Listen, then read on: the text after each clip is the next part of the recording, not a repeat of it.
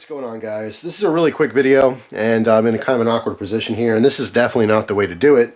What you'd really want for this is a vise, but I don't have a vise. But anyway, quick video on how to tighten your pinned balisongs. Okay, so this is an old balisong, and obviously this does not have screws. It has pin construction. These are brass pins. All right, they're just pressed together, and over the years, these get very loose. Okay, you can see how much play is in these. By hammering them, you can tighten them. So, I mean, ideally you'd have a press, but I don't think there's a lot of people out there with access to a press. What you want to do is squeeze these together. Okay, so actually if you put this in a vise in the proper way, you can slowly crank down to have a more accurate method of squeezing these together. However, I've done this successfully in the past, so we'll see how this works out.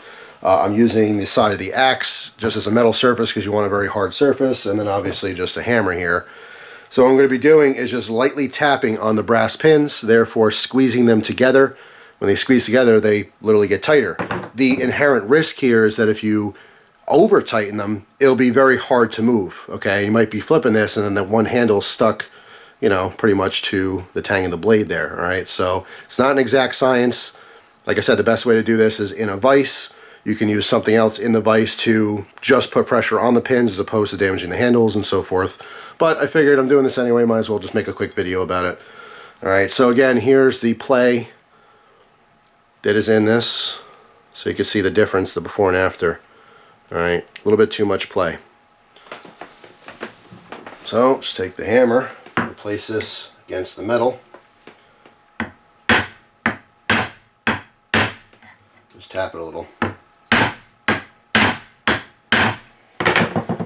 Alright, so right off the bat I can feel this one is a little stiff, and you can work that. If you over tighten it just a little bit, you can kind of, I don't know if I give you a right angle here, you can move this up and down to loosen it.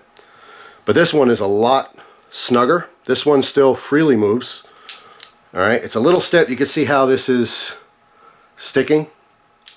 Alright, so I've over tightened it. If I literally just go like this for a little while, it could, you know, start to loosen that one pin up. So this side's just a little bit too stiff. Again, this is why it's not an exact science, but by carefully holding, you know, the back of the blade here, you can wiggle this back and forth and try to loosen it up a little.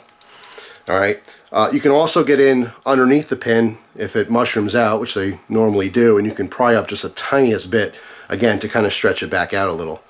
All right. So I'm going to do that right now. I'm actually going to do it off camera because it's such an awkward angle I'm at. But again, I'm just going to use something very, very flat, small screwdriver and lift that up just a little to loosen it, because the other side seems perfect, but this side is now just a little bit too snug. See how much play is in there now? Alright, I am back, and this thing is good to go. I have one of these micro screwdrivers, and I had this a very long time. I bent the tip on it to a 90-degree angle, so I have kind of like a little pick. I use this for all kinds of random things sometimes. But anyway, what I did was I came in and use this underneath, you know, the head right here, okay, because there's a tiny bit of gap, and I put it on there and basically just pried back and forth, worked my way all around, you know, the head, and now it's good to go. So I'm not sure how I can really show this from this angle, but hopefully you guys can see that. The blade is free of both handles, all right, and as far as the play, you can see that it's a little bit tighter now. Alright, so this is more of a functional flipper. Alright, now keep in mind too, you could do this with the tang pin, okay, which is right there, which I'm actually going to do as well, just to make sure it's nice and tight. Sometimes over the years, these things will fall out. They'll just be missing. And of course, what the tang pin does is it keeps the separation of the handles so that you can use this, in this case, a T-latch, and it's going to hold. Alright, so I'm just going to go ahead and do that. Just going to give it one little whack. This one's not really loose or anything, but we'll just ensure that that's pinched a little bit tighter in there. And the same deal in this particular case, it's not necessary, but there's also a pin here. Actually, you could see the play in there, so I'm going to tighten up the latch pin as well that holds this latch in, but I don't want this to be super stiff. I want this to freely move around as well. So I'm going to be careful with this.